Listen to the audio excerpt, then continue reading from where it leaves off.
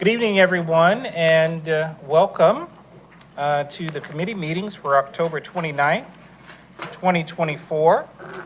The elected body present, Mayor Kurt Wilson, Councilmember Christine Hall, Councilmember Alan Sells, Councilmember David Johnson, Councilmember Sarah Beeson, Councilmember G. Lee Hills, Councilmember William Morthland. I am Randy Knighton, the City Administrator, along with City Attorney David Davidson and the Executive Assistant to the Council and Deputy City Clerk Michelle Miller.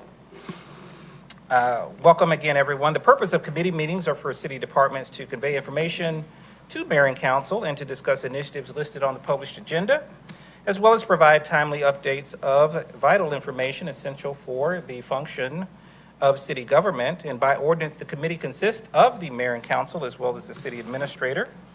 This is a public meeting, but not a public hearing. Therefore, while certainly members of the public are welcome, we do not take public comments or questions unless specifically authorized by mayor and council.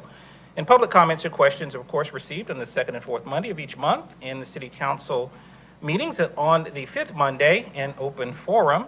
And we do encourage residents to visit our online platforms for any departmental information.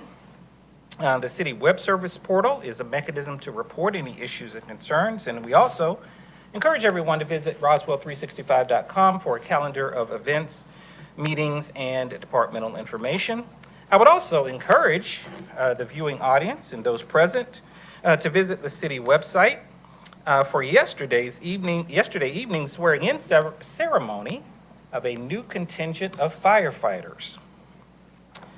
The city of Roswell continues to move forward with its 5-year plan, which is a testament to the vision and tangible support of this mayor and council as we move toward completing that effort.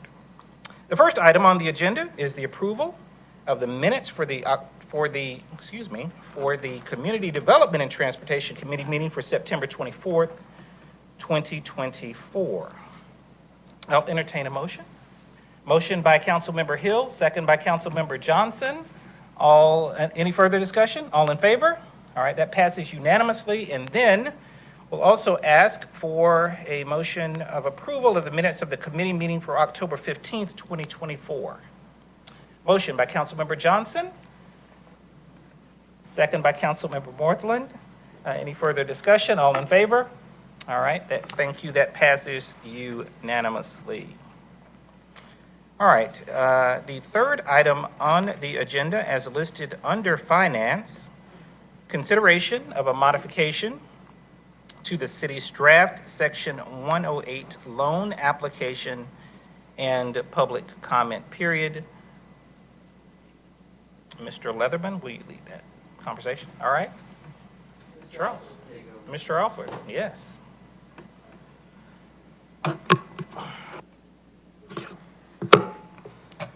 Good evening, Mayor and Council. This is a follow-up to the Section 108 loan that we have discussed. As a reminder, it's 2.3 million, or 2.03 from HUD for the RHA redevelopment. We're going to repay it with CDBG funds over the next 7 to 8 years. It did require 125% collateral. And initially, the Housing Authority had agreed to use Myrtle Street Apartments for that collateral. We came back to you in August because the RHA requested that the city reconsider that arrangement and use its own collateral. So we met with the Economic Development team. This was back in August, and they initially recommended the Chermont property. That's 1596 Holcomb Bridge Road. Unfortunately, we got the appraisal back on that, and it came in under the value we expected. So we met with the Economic Development team again, and they have presented 1355 Woodstock Road as an alternative. See this property here. And if Mayor and Council approves, what we need to do is, again, do a 30-day public comment period to allow the public to know that we've revised our Section 108 draft. We would ultimately come back to the December 9th Mayor and City Council meeting for an approval to submit that loan application. Estimated 60 days to get the funding commitment letter from HUD. And then just to note, the RHA's tax credit closing has been moved back to March and April, so we still can make that deadline for them. So I'll open it up to questions. All right, thank you very much. Any questions, comments from Mayor and Council? Yes, Councilmember Hills. Just for clarification, and thank you for that, Mr. Alford, this is not in addition to, this is to replace the Terramont property that was appraised that fell short of what we needed. That's correct. Yep. Thank you. All right, thank you for the clarification. Councilmember Hall. And perhaps Attorney Davidson could address this, but if we approve this and the other appraisal, I understand there were some questions that the appraiser may have omitted a couple of items. If that appraisal comes in where it needs to be, we'd have the option of either property, or do we disqualify that other property? We could still use the Terramont property. We didn't receive any public comments on that property, so. Okay, thank you. All right, thank you. Any further questions or comments? Seeing, yes, ma'am. Yes, Councilmember Hills.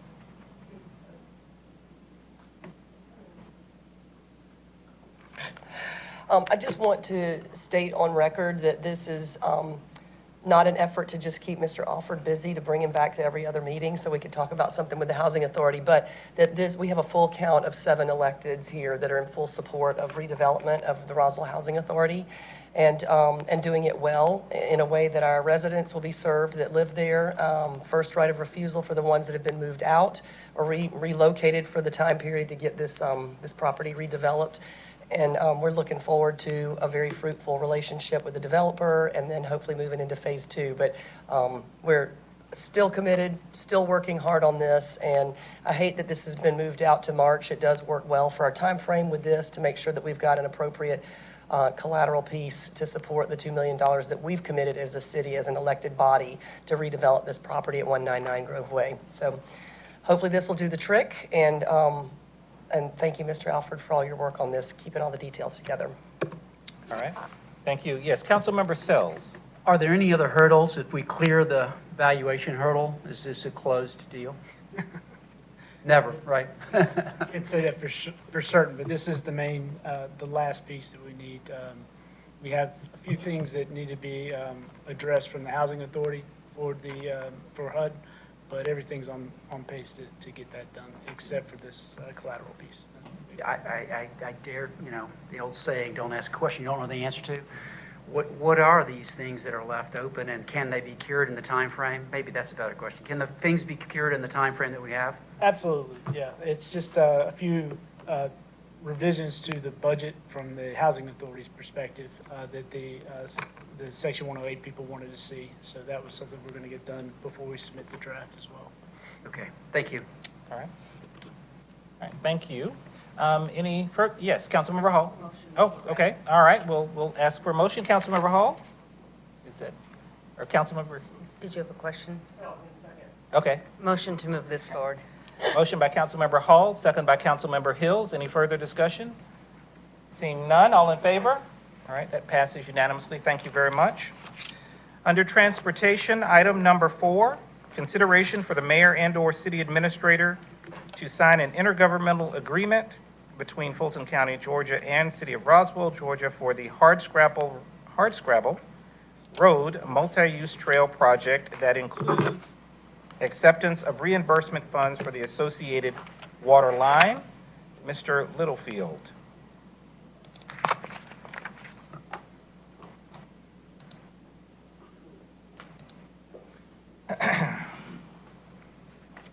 Thank you, Mr. Knighton. Good evening, Mayor, Council. A little bit of background on this. As part of the Hardscrabble Multi-Use Trail Bond Project between Whittingham Place and King Road, Fulton County has identified a water facility that needs to be adjusted and/or relocated. Fulton County requested that this work be included in the City of Roswell's construction contract as been done in previous projects. It is a better product for us, and it's also a better product for them as well. Fulton County has completed the design for their portion and submitted the plans for inclusion in the construction bid documents. This is just showing the limits of the project. You got King Road over on the right and Whittingham Place on the left-hand side. That's just an 8 to 10 foot multi-use trail spanning the entire distance. Description: an intergovernmental agreement outlines that Fulton County will reimburse Roswell after the work is completed. Fulton County's cost estimate for the waterline relocations, including contingency, is $431,490.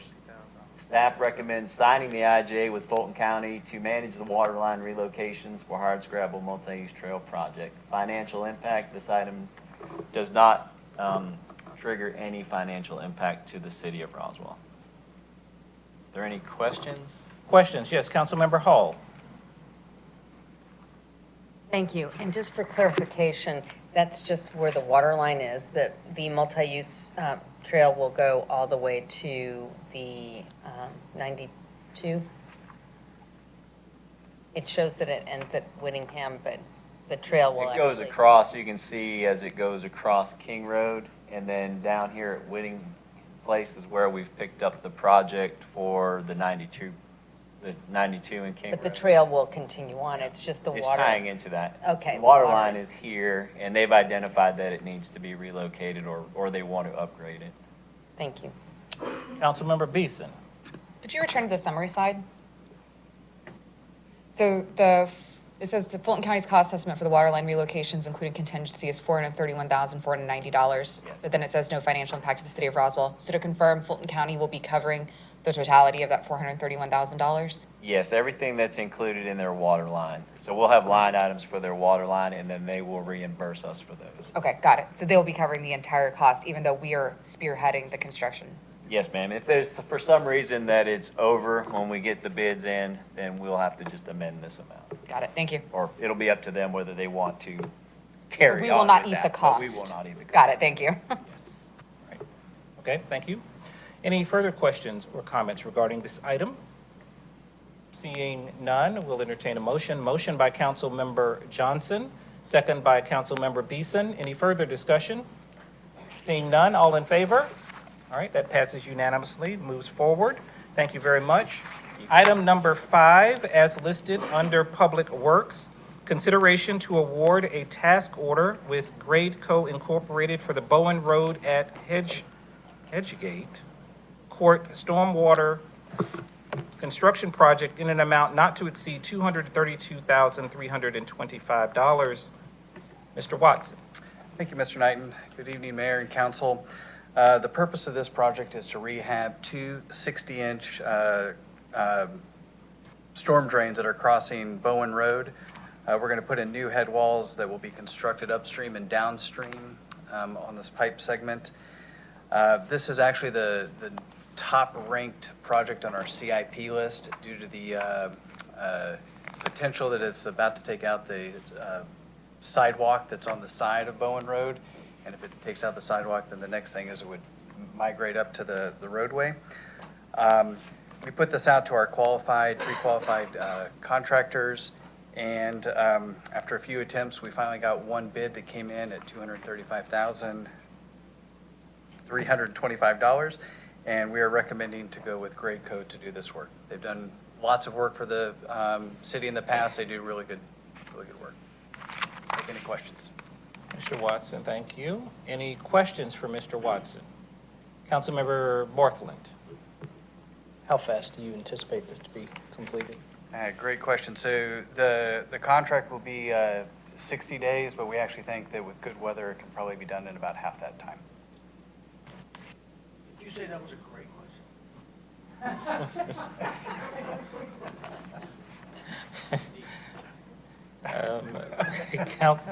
Councilmember Beeson. Two questions. Seeing that there was multiple attempts to bid this out, but we consistently only received one bid from pre-qualified contractors, is there any indication as to why that would be? I'm afraid to say that's also a good question, but that's a good question too. Sorry. So what we found out, here's some of the pre-qualified came back and said it's a little risky. It is a higher trafficked road. Some of the contractors that were bidding on it were thinking that they were going to have to close the entire road. So actually, when we, Gradeco, we worked with them and came up with a solution that we'll only have to have partial lane closure. And so I think that by working through that, it made it more appealing to them. But I think the thing that probably drove folks away is the risk. Got it.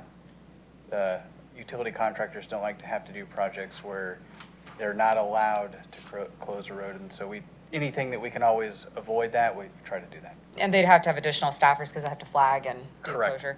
Which begs my next question. How would traffic be impacted on this road and what would that time period be? So from what we're being told, it's going to be very minimal. It's probably less than a day if it is. So it's just basically placement of and movement off, but it's not going to be, it won't be a permanent lane closure during the time of the project. It'll be throughout the project, it'll be a couple times. But I can't give you the exact, but it's days or less than days. Yeah, just looking at your cost, you got $18,000 for traffic control, which includes the signs, the flagmen, the grading, the TC plan. Correct. So whatever $18,000 buys you in terms of, Traffic control is expensive. Yeah. We always try to avoid that, just, sorry, Mr. Chairman. All right. Any further questions regarding this item? Probably more than a day. it's going to be, there'll 'cause- be a couple of times that they have to do it Yeah. on both sides of the road, because there's stuff that's going to come in when they have to actually put in the head wall. They'll probably have to close the, I guess that would be the eastbound, and at that point, it's eastbound and I'm sorry, northbound and southbound at that section of Bowen. All right. Thank you. Any further questions, comments regarding this item? Seeing none, we'll entertain a motion. Motion by Councilmember Sells, second by Councilmember Johnson. Any further discussion? Seeing none, all in favor? All right, it passes unanimously. Thank you very much. Thank you. Good question, Mr. Sarah, by Watson. the way, as well. All right, the next items under administration are all actually related items, but we will need to take them separately. And item number 6, approval of the GMEB's asset transfer agreement effective December 1, 2024, and the adoption of the new amended and restated defined benefit plan document. Ms. Warren. Yes, thank you, Mr. Knighton. Thank you, Mayor and Council. If you can recall, on February 26, 2024, Mayor and Council approved the transition of the retirement DB and DC plans from Mission Square and Jim Mebbs to Transamerica. This transfer was necessary to provide better retirement services for the City of Roswell employees. We have completed the transition of our DC plan successfully from Mission Square to Transamerica. However, we need to move forward with the DB plan. The mayor and council need to approve and/or ratify a number of items related to the transfer of the retirement plans to Transamerica, hence the 3 agenda items. I have Mr. Ed Emerson here, our attorney, that has assisted us through this process in case we have any questions. And also our AMRET team here, and Ms. Erica Day, our HRIS and benefits manager. So agenda item number 9484, we are requesting approval to adopt the new amended and restated DB plan document. The IRS issued a favorable opinion letter to the the restated Jim Epps plan documents to protect the plan's tax qualified status. This ordinance is necessary to adopt the recent version of the IRS approved plan before we can move forward with the transfer. Any questions? All right, Ms. Warren, any questions? Yes, Mayor Wilson. Hey, Linda, Hey, Mayor. what kind of law do you practice at? I'm a employee benefits retirement plan attorney, Okay, you're not a litigator? not a litigator. Damn it.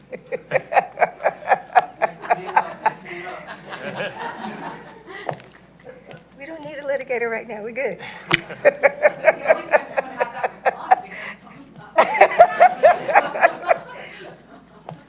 Very good. got a lot. I'm just not going to unpack it. I understand what the mayor's going. Okay, Councilmember Sells, yes. Just to be clear, Councilmember Sells. what we're doing right now, what we're trying to do right now is simply this is a procedural matter so you can move forward, right? This is simply just forming the, Right, so GMEB's had a plan document that you're currently on. Yeah. They've updated that document for law changes with the IRS. The IRS recently approved that. So as a matter of best practice, might as well be on their latest and greatest document approved by the IRS before we do this transition. it's like the operating agreement for the Yes. entity, basically. And the transition occurs when? December 1st. December 1st? Yes, for the DB plan. We are so excited. Awesome. So you're 35 Yes, days out. yes, Awesome. yes, Okay. It's a big deal. yes, Okay. 35 days out. Is that, we got that in writing? yes. We do? That's the next item. Yeah. It's right behind this one. Okay, cool. All right, any other questions or comments regarding item number 6 as listed? Seeing none, we'll entertain a motion to move this forward. Motion by Councilmember Hall, second by Councilmember Morthland. Any further discussion? All right, seeing none, all in favor? All right, we'll move this item forward. Item number 7 as related, consideration of a resolution approving the defined contribution plan merger and the defined benefit plan restatement. Ms. Warren. Yes. This is the resolution to consolidate the assets and simplify the plans by merging the City of Roswell, the defined contribution plan, and the money purchase plan, and restate and name it the City of Roswell 401 Defined Contribution Plan, which took place effective September 1. So the next thing, in addition, is to adopt the new amended and restated defined benefit plan. The City of Roswell is no longer entitled to utilize GMEB's plan documents after December 1st. This new plan will capture current provisions and comply with all applicable laws. All right. Thank you, Ms. Warren. Any questions or comments? Yes, Councilmember Sells. Okay. I think this is apt to this particular phase, but I can't remember. Last time we talked about this was what day? February? February 26th. Yeah, and so just to be clear, we are not, no new people are going in the defined benefit plan, is that correct? That's correct. So this is just simply updating the documentation That's correct. for the defined benefit plan that we have. That's right. And it'll be named our plan instead of GMEB's. It will be restated as the City of Roswell Defined Benefit Plan. Okay. So when I get to my actuarial questions, is that on the next agenda item, I suppose? Is that probably more apt there? Yeah, well, it establishes the successor, so it establishes. I'll do You that got me. then. But, so all we're really doing here is this is more forms restatement for the purpose of catching the forms up to the current state. That's correct. No new people are entering the defined benefit plan. That's correct. Some are exiting. Yeah, that's a whole, We'll talk about that in a minute. Thank you. Oh, my goodness. All right, all right. For any further questions, comments regarding item number 7? Okay, we'll entertain a motion then. Councilmember Hall, motion by Councilmember Hall, second by Councilmember Sells. Any further discussion? All right, seeing none, all in favor? Okay, thank you. Item number 8, consideration to establish successor plan and to transfer administration and assets to successor administrator and successor trustee. Ms. Warren. Yes.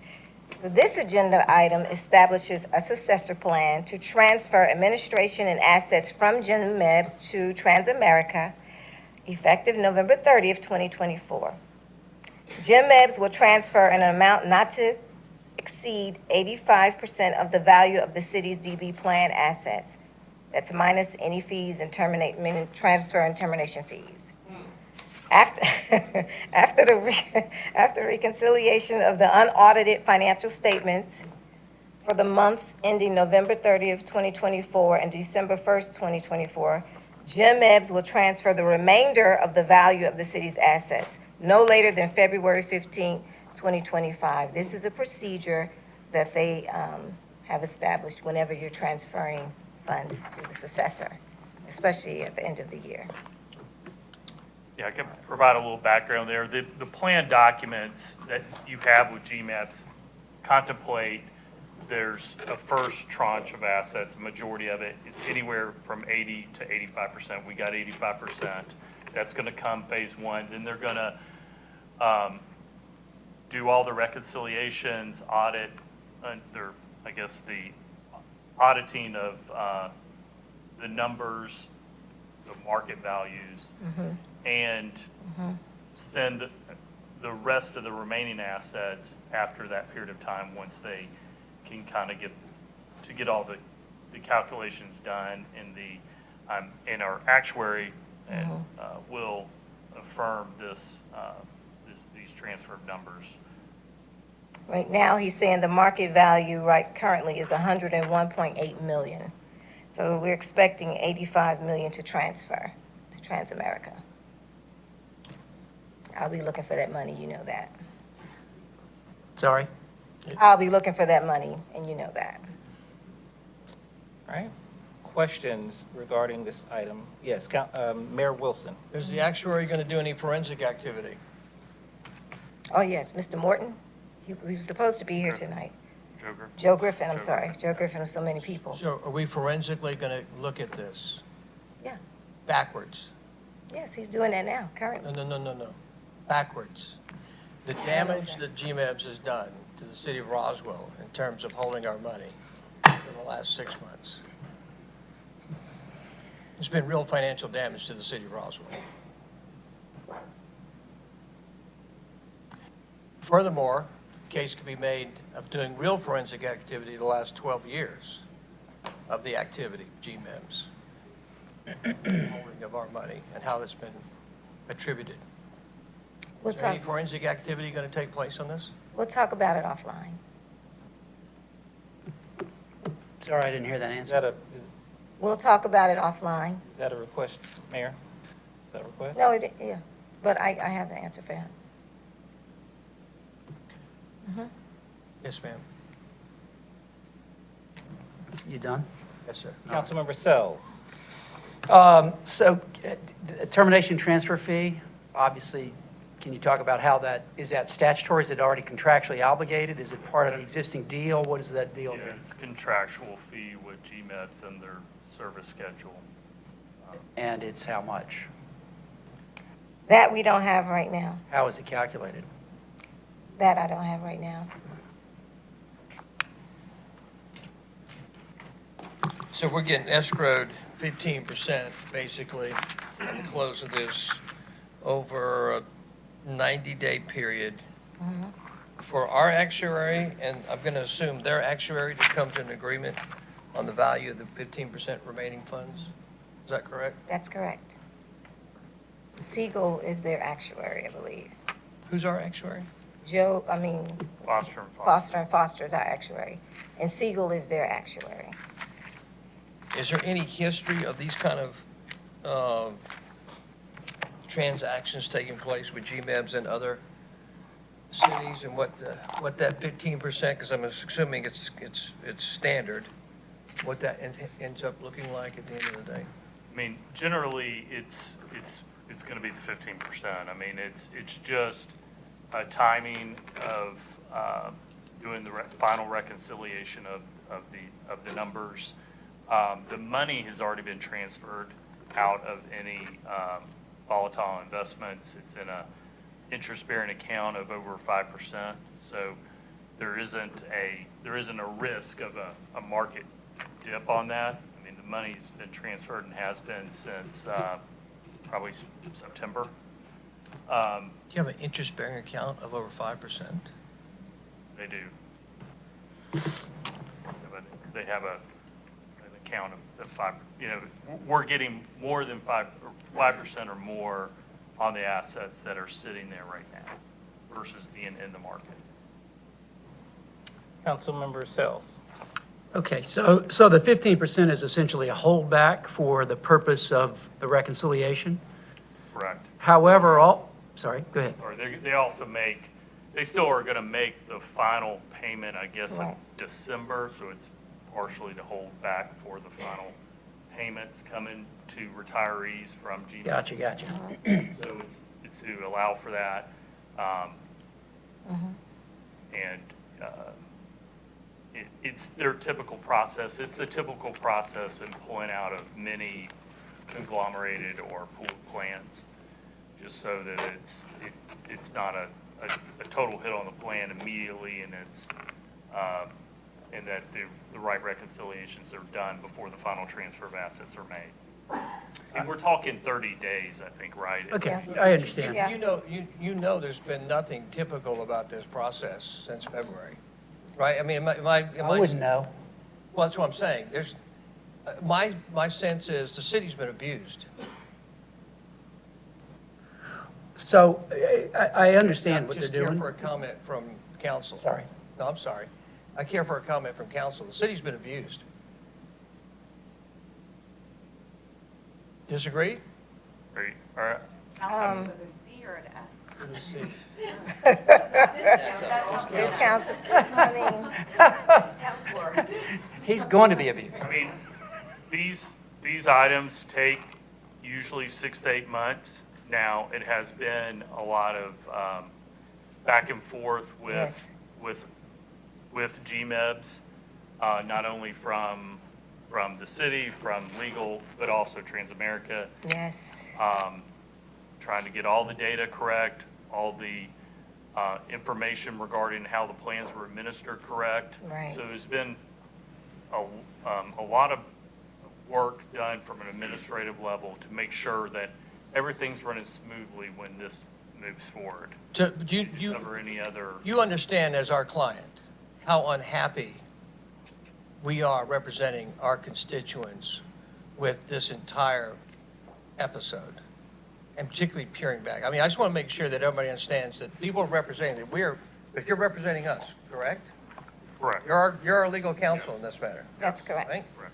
So I don't know, but I want to make sure it's very, very clear how unhappy the city of Roswell feels about this entire situation and how we've been abused. Yes, sir. Could you provide a little bit of history going back 10, 15 Well, years? Linda wanted me not to, I think, just a minute ago. She was winking at me not to. Just for the general public, because this isn't just a 6-month No. unhappiness. It's a multi-year unhappiness, and perhaps the public would want to understand that. Sarah, I mean, Linda, are you wanting us not to comment on this publicly at this juncture? We should just move forward. We have a new plan, a new way forward on this program, and we should move forward on it. We do understand, we spoke at length of how unhappy we were in the beginning of this process, correct? Not enough. It's No, more no. than unhappy. Yes, millions Yes. of dollars. Right, that's correct. And we have a plan, right? So let me ask this. What is the current unfunded liability and how much has it changed since February? I'm not sure, I'll have to defer to finance. Do you guys have that number? No? We'll get you that number. What was it before? I mean, It was like, wasn't it 25, 23? We'll get you that number. okay, so the real rub here is that the unfunded mandate keeps running down the hill, That's right. So and we our don't- contributions can't seem to catch up to them. That's That's the correct. bitch right there. That's right? correct. That's what we're upset about. Exactly. Mad as hell. And if we I'm don't not gonna move take it forward, if we don't move forward with this now, we go into December with this, Yeah. it will continue to grow. I understand. The goal is to get out of this now, this nightmare with Jim Ebbs, and move on, and then come back later and talk about, But contractually, you cannot be held against your will to continue to do something that you're not contractually bound to. And so unless we're contractually bound, you should be able to unpack, unwind, and get out in a fairly simplistic fashion, unless you're being leveraged or held in some kind of hostile activity of which you have no control over. That doesn't make sense to me at the end of the day, unless we're contractually bound to something that we don't understand or signed or agreed to a long time ago and are still bound to it. That's not my understanding. My understanding is we don't have a contractual binding agreement that holds us in this agreement. What I was trying to get to specifically is they've already unwound all the positions. Otherwise, it wouldn't be sitting in cash, right?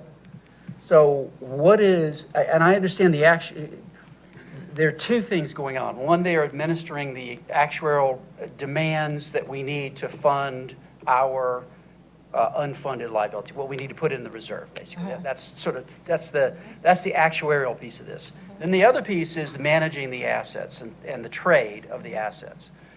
They've closed all the positions on the assets. Those are realized and closed.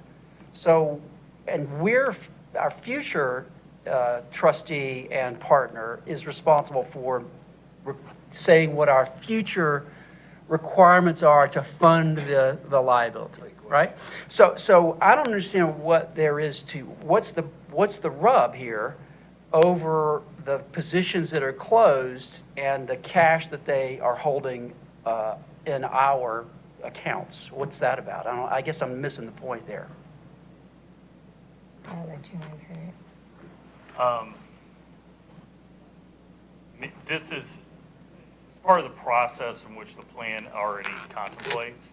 So they contemplate that, are we talking about the holdback of 15% or just why it's taken this long to date? Well, there is that. But yeah, I mean, you get the point that the trades are realized, right? There's nothing in the market. You said it's in greenbacks, right? So its value is known. There's no mystery about how much the pool is. Well, you got a couple things, I think. One, both parties have to, when I say both parties, I would say GMEDS and Transamerica had to agree on a date that would work administratively for both parties. That date's December 1, and it's been pushed back. I think it initially started September 1. September 1. And it's been pushed back, and now we're at December 1. A lot of that is, from my perspective, as much of a Transamerica issue to get ready for everything as it is a GMEDS issue, just on being delayed and getting some information to Transamerica. So it's a little bit of both sides here, I think, on the transfer date. You want to make sure you get it right. And then part of it is, we have to also wait on go through the proper channels here to get this approved, and it takes a couple readings. So Yeah, I don't have a beef with the process. I understand that people have to move and all that kind of stuff. It's really the calculations and the liquidation of the positions that I'm struggling with, but I'll set that aside.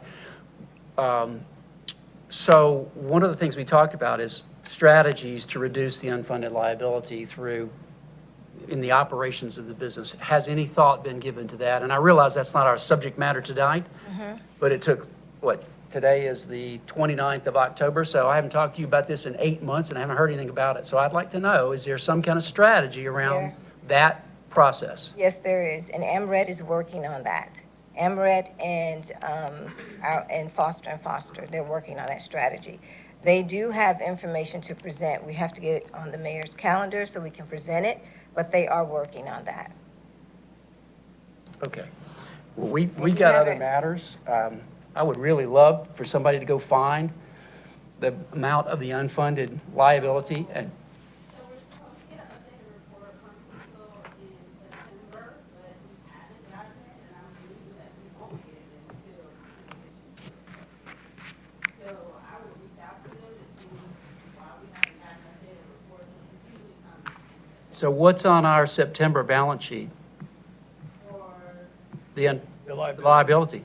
so we're doing the same thing we did in I understand, but what's the dollar value of the liability on our balance sheet as of 9/30? I don't know that right off the bat. That'd be great. We'll be here for another 30 minutes. Well, I was going to say, and to that point is, I think going forward, what we have a responsibility to make sure that we're on top of is with the new vendor, right? That we understand liability every single day that the city is in business. There shouldn't be one single day that we don't understand. Every council member, every governing body, elected big person number. should understand what the liability is. With full transparency. Like, it should not be a hard question to answer. It should be a transparent question that every elected official should be able to answer just like that. It's a big deal. It is. And it's a big deal how this city got abused. And I'm really curious to hear what kind of forensic activity is going to take place. The city got abused, and not to the tune of $100,000. We'll get on your calendar, Mayor, and we'll have a report. Okay? Council, okay? Councilmember Morthland, I'm sorry, Councilmember Morthland.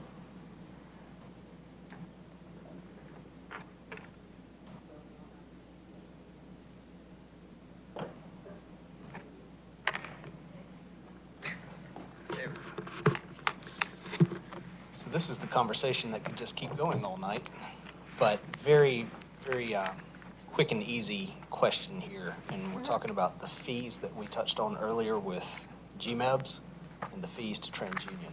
Have we asked GMEBs to waive their fee? Have we asked TransUnion to take on that fee on our behalf since we sent them over $100,000? I have not asked those questions. Those questions have not been asked. We asked them, I did find the fees here so you can see, so I can explain what those are in the transfer agreement. And these are the fees that I can, that are from the fee schedule that GMEPS has. It's $7,500 is the transfer fee plus $54 for each active participant and terminated vested participant. A fee of $66 for each retiree and beneficiary, and a basis fee in the amount of 0.06% of the asset balance as of November 30, 2024. So we're looking at somewhere, that's 60,000 plus 7,500 plus the 60,000 is 0.06%. 0.06, yeah.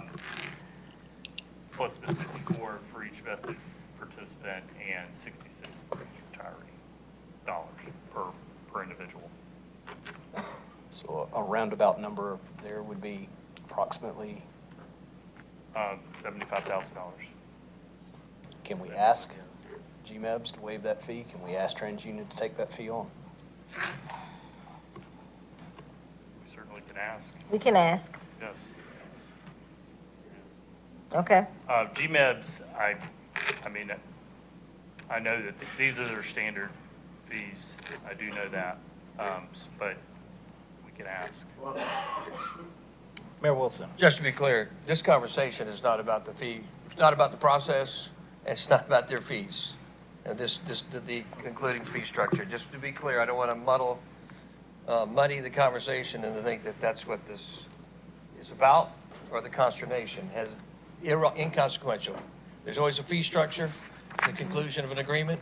Both sides agree to that fee structure. My guess is we agree to that fee structure, and we'll pay that fee structure. And I don't think that anybody has a challenge. I don't think anybody's challenging the fee structure. That is not what this conversation is about. So I want to make sure the record is clear about that. Like, that's not what this is about. Councilmember Johnson. So, Alan's very good with numbers. I am not. To dumb this down for David, on February 15th, we should get a check for $15 million minus $75,000 minus what we paid for the retirees in December, right? On February 15th, you will receive a check. The exact amount, And if our legal team and their legal team don't agree, what do we do then? David, I have to leave that to the legal. can I? You This is not what this is about. Okay. That 15, yeah, they're going to settle, they're holding 15% in escrow the next 90 days, standard process. Got it. Yes, it's going to go into the retirement program, less the fee structure. And they're not investing it anymore. It's in They're a done. bank account. That's It's right. ours. Well, then you've got, she's going to bring to you the new company that she's recommending that will be in charge of the investment portfolio. Yeah, sorry, I'm just a little No. gun shy, just based on previous investment performances by our previous plan administrator. everybody knows, you guys are familiar with what this conversation is really about.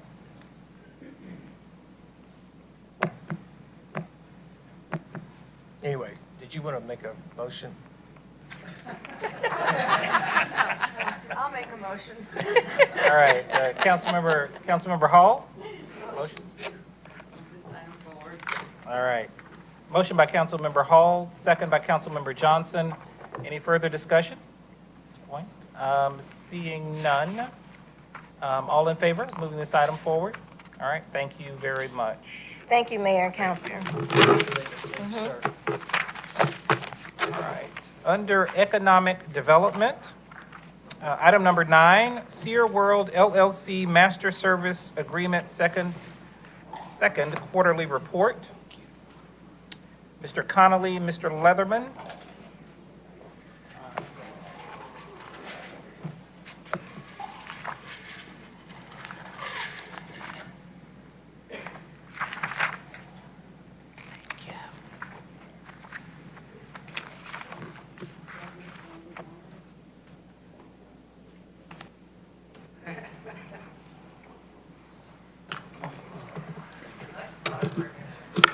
Like that? Yeah, we planned. You know, that's it, you know, got to be on the team. No, you just looked at what the mayor was gonna wear today, you're like, quick guys. Yep. Get the blue shirt out. I just keep a whole rack in my. Good. Sorry. Thank you. Thank you for the opportunity. I'm just going to start off the conversation, talk a little bit about the framework for the quarterly report. And, you know, from time to time as we come and talk about our economic development strategy, I just want to set the foundation not only for ourselves, but also for the community and people that may be watching on what is really a journey of how we're working through our economic development strategy. And as really 2-3 years ago, we began looking at kind of the overall comprehensive plan of, you know, where are we looking from a strategy perspective around our city of 42 square miles that we have the opportunity to live, work, and play, and eventually begin the process of growing from an economic development perspective. And, you know, about a year ago, maybe a little bit less, we started to talk about our targeted areas, downtown, midtown, uptown, and east side. And a few months ago, we really solidified that in our strategy around our economic development plan. And that is not only with staff, but with various partners that we have. And part of the conversation today is talking about the quarterly report around what we've accomplished and where we're headed from an economic development perspective. The challenge, as I see it, is we continue to work our way through how do we redevelop from an economic perspective and drive new opportunities within our community. And we have a lot of things that we've looked at and some things that are really working against us. The opportunities that you see, again, downtown, midtown, uptown, and the east side of our community become, I think, very obvious when you look at this map. The challenge becomes as you start to strip away the things that aren't working for you from an economic development perspective. And you see everything on blue, starting with our estate residential and working our way down. As we start to strip some of those components out of our map, because we know that we can't use residential from an economic development driver. It's our residential communities. We have single family homes in those areas. And we take great pride in those residential neighborhoods. It's part of the fabric of who we are. It's what makes our community special in the North Fulton area. And that's just one kind of neighborhood community. We start to pull out the suburban residential neighborhoods, and you start to see how the map starts to change a little bit. You pull our neighborhoods out, and then you pull the final, I would say, component of our residential neighborhoods, of our active neighborhoods out. And this is essentially what we have left to work with from an economic development perspective. These are the corridors that we have in and around our community that as we start to talk about economic development, these are the areas in our community that we're talking about. Again, we have our downtown, midtown, uptown, and East Roswell components, but it's really isolated to our major corridors in and around the community. It's isolated, you know, a great many or a portion of that, around 400. And as we think about, okay, what does this really mean in our community? We start to think about, okay, what percentage is truly available from an economic development perspective? And Peter shared, Sorkoff from Sear World shared in his update to the mayor and council a few months ago, some of the strategy around how we're thinking about economic development and in some cases redevelopment in our community. But essentially we're working with about 15% of the total land in our community from a targeted economic and redevelopment perspective. The rest of it is set aside for our residential neighborhoods, which again, make up the fabric of who we are as we continue to strive to be the #1 family community in America. That takes our community, it takes our residential neighborhoods working together in our commercial corridors. And the challenge that we have from an economic development perspective is how do we drive the next phase of our community in a relatively small area of our city?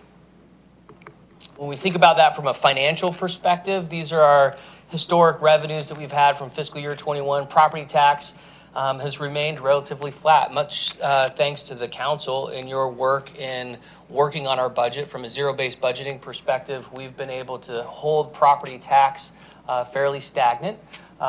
We've been driving some work around sales tax, been driving some work around business tax, and obviously some miscellaneous revenues. But if we're talking about redevelopment and those opportunities, we really need sales tax and business tax to start to take over some of the work that our residential and our property tax makes up in our budget. And that's really the task of the economic development team. How do we take what are the orange and the green bars and start to make them work harder for our community and generate more opportunity, both from a livability perspective, that's commercially, but also from a revenue perspective, here for the city of Roswell to pay for the services that we enjoy and for the opportunity that we have to live in a great community. And so as we start to think about where are we headed from an economic development perspective, we think about the opportunity. I just pulled this from LoopNet today.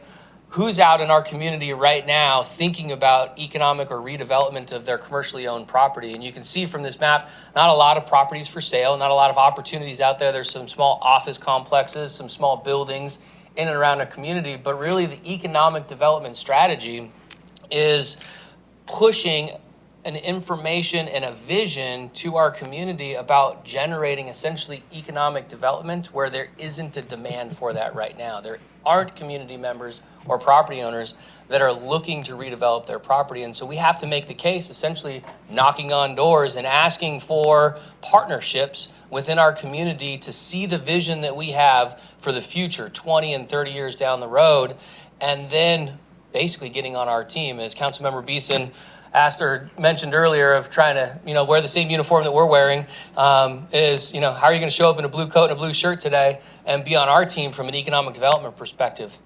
And that is work, essentially boots on the ground, creating relationships, setting a vision, which this council has done through our partnerships, not only with Sear Group, but also within the walls of this city hall, and starting to work on how are we moving the city forward under the vision and mission of this mayor and council. And that's a challenge that has been put out before us. And that's the framework in which we're working on. We're going to be talking after the quarterly report. We'll give you some little bit of details about what we're working on a project by project basis, and then ask for 2 other action items after this report. But I just wanted to set the foundation first and foremost of some of the challenges that we have within the community. We live in a great community. That's not to say anything about where we're headed as the city of Roswell, but the reality is we're working on a redevelopment and economic development plan that is confined to about 15% of our land mass, in an area where we essentially have to go create an opportunity for economic and redevelopment in our community. And we want to make sure that it's following the mission and the vision of the city of Roswell. Later this year, we'll be embarking on our comprehensive plan and a rewrite of that for the 2045 comp plan. And that's going to be based around our economic development strategy. And Michelle and her team are doing a great job of starting to frame up how are we moving forward and setting the vision around protecting our neighborhoods, but driving opportunity in our commercial corridors alongside of our economic development strategy. So we're excited about that work. Again, I'm going to stop there for just a moment and just ask any questions about the foundation in which we are working on, and then we'll talk about the SEER report as well. Yes, Councilmember Hall. I just want to thank you. That was so succinct and so eye-opening. I mean, just to realize how we really have to be really focused, very strategic, very intentional, because we've only got 15% of our total area to work with. I mean, it's, thank you. Sure. for bringing that to light. Councilmember Sells. Yeah, thanks, Christina. That's absolutely true. But you know, if you thought about this as a sales funnel and a typical CRM kind of model where you got looks and you got leads and you got closes. I mean, basically, I'm thinking that there's maybe 15 or 20 properties for sale that would be in the top of our funnel if we just wait to see who shows up at our door. That's correct. And, you know, we talk about the 15%, but what percentage of that turns over in any given year? It's a very small percent. Tiny fraction. Much of it, you know, I mean, some of these may be like, you know, maybe a lemonade stand or a vape shop. Some of it may be, you know, sizable. It's unlikely that anything's big that we don't know, that we would know about. So our sales funnel is incredibly small from an economic development perspective. Yeah. And the 15% is on a cycle basis. Some of that's 50-year property that's already well in train and not going to be available to us. You know, we just took some of it offline across the street from my office. It's going to be bound up for 50 years. It's what it is. So you're talking about an incredibly narrow piece of real estate, as it were. On the ground on which we fight is very small. Very That's what small. I'm saying. Yeah, and you know, I take that a step further, and then the decisions that we bring as an economic development team are 20 and 30-year decisions. And so we want the analysis to be right. We want the financial projections to be right, because, you know, essentially every square foot that we decide that we're going to put a strategy together on redevelopment, we want to make sure that we're maximizing the opportunity on two sides, that it benefits our community exponentially just from a livability perspective, but it also helps the balance sheet. And there's a tension there on essentially every opportunity that we're looking at. We've got to balance that tension and then create the information for this body to be able to consider, evaluate, and move forward. And the opportunity has to be durable. Yeah. Okay, it can't be something that's going to spiral down. So we have to give great thought to that. Can you go to the slide with the taxes briefly? Sorry, the tax revenue? Yes, thank you. Did you want to say something, Carl? I just said in just the years prior to this that I was on council and following the city, this is just so refreshing because these conversations were not had. They were not considered. Things just landed and came as they were without these types of considerations. And it's been a painful process getting here, but I'm just so delighted, as I'm sure my colleagues are, that we're here and we have staff, and we've got Michelle in ComDev, and we're having these discussions as an organization. It's so refreshing. Mayor Wilson? I'll try to be short. I was going to say, just kind of, one, it shows you that if you don't have intentionality with limited inventory, mistakes really show up. And the second thing is that it's funny, kind of, Christine, when we've been talking about this for 3 years when we kind of first began the framework of this, is what happened to Roswell is not uncommon to what happened to suburbs in first, second, third tier marketplaces across the United States, really forward, looking from the 60s forward. It's kind of the same common thing. You have organic growth, a lot of dynamic activity, the marketplace changes, and since most of the activity was organic, there's not a lot of intentionality in planning. There's usually reactionary zoning, reactionary planning, usually not long-term kind of governing perspectives, either from a governing side or from an economic planning side. It's not uncommon. And so when we looked at our amazing city here, and we looked at the fact that we were being blanketed and outmaneuvered, and had really been outmaneuvered for 30 years based upon some very key and cornerstone decisions. You know, Roswell was kind of in a unique place where it said, right, the marketplace had overtaken Roswell, had left Roswell, and they've kind of left Roswell in the dust.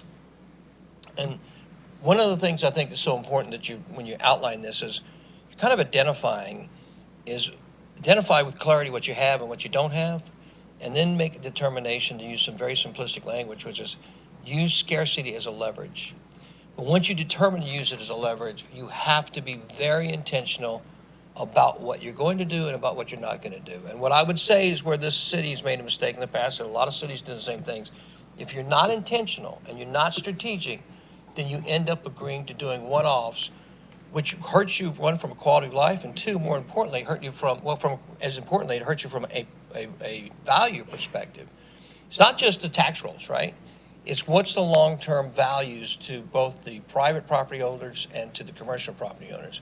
And that's one of the games we're in. We have a fiduciary responsibility in a lot of different ways, and one of them is to have long-term exponential economic values to the people who are residents invest in the city and businesses invest in the city. And so that's why this is so important. Is just why it's so important to be disciplined about your process. And that's why this team, beginning with Randy on the city side, the government side, has been so fantastic, and the leadership of the city council has been so fantastic, and the leadership of Peter Sorkoff and Daryl and Steve Stroud and the economic team has been so fantastic. And a lot of different pieces have been coming together. And this is the beginning of where the city's going to go, which is going to pay significant dividends to our residents. Agreed. Thank you. All right. Okay. All right. Councilmember Sells? I would just want to finish that point on the tax. So basically, almost 2/3 of our tax, the miscellaneous just is what, Jeff? That's like grant money and stuff like that? Yeah, you have some miscellaneous revenue charges for service. I think franchise fees are in there as well. Is that correct? Yeah, so and they're gonna ebb and flow based on various grants that are coming in. So really, the 3 bars on the left side of the graph are the ones to. A little less than 2/3 of our revenue comes from the 14% that we have in commercial. And to make the blue bar go to 0, we need to make the gold and the green go up by about 60%. That's correct. Okay, Yeah, that's the goal. You got a $30 million gap, of which about 80% of that's funded on the private side, private property side, 20%, roughly 20% on the commercial side. So you can do the math. 55, 60% growth is what we got to have. And so we need to be we need efficient and boundary breaking opportunities in those small spaces that we have to change in any given year. And they're few and far between. So. Right. And I think to your point, the few and far between, we've got the opportunity for a few of them as we continue to move forward. And we've got to capitalize on the opportunity. We're going to make sure that we're striking when the market's right and having all of our tools in place to be able to pull on the leverage that we have when we need to. And that's all of the work that you see kind of in the background. I think, the other comment as we jump into the SEER summary of what we've been working on that I would say is part of this is, I think to the mayor's point, why we need to be so disciplined in some of the decisions that we make. And as we're working with connecting economic development and community development to make sure that they're in sync with one another so that we are very careful about the projects that are coming forward. And there are protections within our zoning code that we need to leverage and use, and there are some that we will continue to work on and modify to make sure that we're using them to the highest and best use. And you have to be very intentional about placemaking. So just because somebody has a property for sale doesn't mean it's part of your assemblage. Just because you don't know it's not for sale, which usually the marketplace does not mean it's not a ripe candidate for assemblage. As a matter of fact, that's usually where you start, is more on the stuff that you don't see for sale than the stuff that you do see for sale. Because the stuff that you don't see for sale is usually what more critical to assemblage when you're putting together significant projects going forward. So this can be a little bit misleading, right? But what this kind of shows you is how little inventory, really, if you think about it, for a marketplace of this size and this dynamic, there's actually, Yeah, so just some background again, we established the overall master services agreement in April of 2024. It's got a $2 million ceiling on that contract, only up to the amount that is authorized through the budget process and through the scopes of work of this council. Our city administrator has contract authority up to $100,000 for certain scopes. And this is our second quarterly report. This will give you a summary of the scopes that we're working on and working with. Scope of work number 1 was authorized in April as part of the original action that the council took. We've had the chief operating officer working on our parking business model and the USL site utilization in conjunction with our LOI that we established with the United Soccer League. The parking business model will be delivered on Friday of this week. And so you see that we've had some progress payments, and we'll continue to do so as we get those deliverables. I'm going to turn it over to our Director of Economic Development, Daryl Conley, who's going to talk about some of the wins that we've had within the last quarter, and just want to thank him for his effort working on a lot of these projects, doing a tremendous job as we work through all of our strategy here in the city. Thank you, Jeff, Mayor and Council. So we have a lot of projects that are in the pipeline at the moment. Some of the major accomplishments that we've achieved through the use of the SEER contract. We have a USL letter of intent. We have an economic development strategy that was laid out to the mayor and council a couple months ago. SEER's been helping us with the Green Street master plan and also the acquisition of properties in that area as it relates to the parking deck. We've also been working on the Roswell Summit acquisitions and negotiations. So SEER has been instrumental in that. And as Jeff mentioned, they're going to be delivering a parking model and a business plan in the next couple of days. So there's many more projects that are in the pipeline, but those are the ones that we've reached some conclusion on, and those are major accomplishments. All right. Thank you. We'll stop now for any questions or comments. Yes, Councilmember Beeson. You said that in terms of the parking model that was due, I guess, by the 1st, just for eyeballing that, you said that we were going to be receiving it as council when? So it will be received by city staff in the next couple of days. Okay. It's going to be due on the 1st of November, and they're on track to deliver that. And then when will we as council get to review it? I think you're going to do 3-on-3s. What we talked about was trying to get you to 3-on-3s on Friday. I think there's two things, Sarah. Let me follow up, so just some clarity, because I want to be wrong about this. Parking study, potentially 3-on-3s on Friday, right? The second thing was to get the TAD, tax allocation district. get you the TAD so you should get the TAD today, right, to start reviewing so that they can go over it in 3-by-3s on Friday. I think that's right. Yep. Because the TAD's a pretty thick packet. All right. Sorry.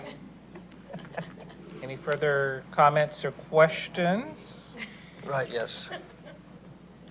All right. Further comment? All right. If there are no further comments or questions on this item number 9, we will, that is a quarterly report, which is a discussion item. Yep. Right, discussion item. We'll move to item number 10, which is consideration of a change order on SEER Statement of Work number 1. So thank you very much. So we are requesting a change order for this scope of work number 1 for the SEER contract. Scope of work number 1, it involves developing economic development strategy. There's workshops and training, land planning and acquisition. There's also stadium and entertainment district development, exploration and negotiation. The amount of the current contract is $275,000. That was including a $55,000 contingency. To date, we have spent that money. So this is a new request and a change order. So we would be asking you to add $330,000 to that contract to total $605,000. The funding is available in the general fund operating budget. We see a number of projects kind of moving forward, and one has to do with the USL, the MOU. We're also building relationships, and we're crafting some opportunities. Thank you. We're crafting opportunities, as Jeff had mentioned. These are challenging projects, challenging properties to redevelop, and so we're looking for that additional assistance through this year contract. All right, thank you, Mr. Connolly. Questions or comments regarding this matter? Mayor Wilson? Just a quick question. I haven't looked at this in quite a while, and I apologize. And before I get too literal on this, because I don't want to get too literal, when I look at 1.6 aspect 3, 1.61 discovery, 1.611 pest analysis, 1.612 influence mapping and motivations, 1.6, 1.3 audience review, 1.6, 1.4 brand review, project vision juxtaposition with brand Roswell. is that a part of this? That's not a part of the consideration of the change. That's something that was already there. Right, so we would be keeping the current scope of work in place, so, but we would just be adding dollars. So as it relates to Brand Roswell, that would be something that could be covered under this scope. Okay. Thanks, Daryl. Thank you. Councilmember Beeson. So I guess based off the previous presentation and then looking at the statement of work, scope of work number 1, Mayor Wilson touched on it a little bit, but looking at some of these aspects, do we have completed work products that have been submitted to us based off what was originally approved in April? Originated in April, but approved in May. There's 1.2.2, develop target pursuit list by industry, develop a Brand Roswell economic pitch deck, prepare the initial concept studies and site yield analysis, the brand review, which includes project vision juxtaposition with Brand Roswell, conceptual expression, integrated effect with redevelopment sites, stadium narrative pillars, positioning, storytelling, strategic narrative toolkit. Have we received any of these items? So we have the economic development strategy, also have, delivered the LOI as it relates to the stadium. There are some items on here that have not been completed at this point, but this additional funding would help to move that forward. I guess that's where I'm confused though, because if you look at the original fee of services that was approved back in April and May, which is page 10A, page packet 178, section 3.0, fee for services, originally they were estimating to complete literally everything that was just outlined. My understanding was that there would be 750 hours dedicated to completing these work products. We'd be paying $220 an hour of that blended rate for $165,000. And then for the conceptual entertainment district development exploration, there would be 250 hours for $55,000. And I thought at minimum, we would be seeing a stadium narrative pillar positioning storytelling, the campaign foundations, their strategic narrative toolkit. Am I misunderstanding that we've already paid for these items and we just haven't received them? Or is this, they need more than double the original amount, well, more than the original amount, which is now $330,000, in order to complete what was originally pitched to us? I'm sorry, Councilmember Hall?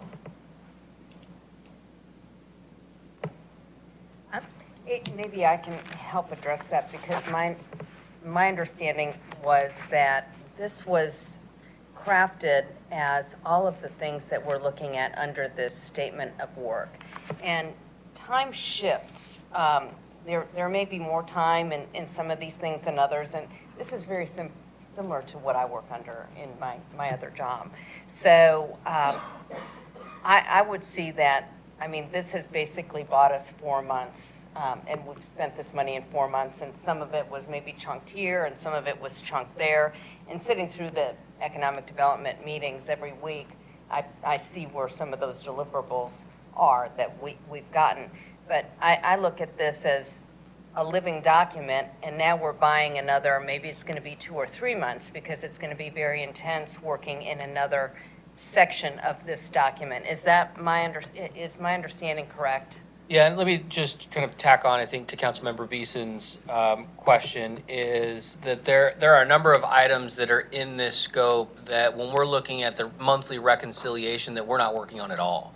And are not they're a part of the deliverables, but we've essentially stopped work because we've reprioritized certain activities as they've come up. And I'll use the next scope of work as an example. Is we've been working really pretty diligently on Hill Street, and it's taken a lot of time and capacity, and we haven't had an independent scope of work on Hill Street until the one that you all authorize, or at least consider at your next item on this agenda.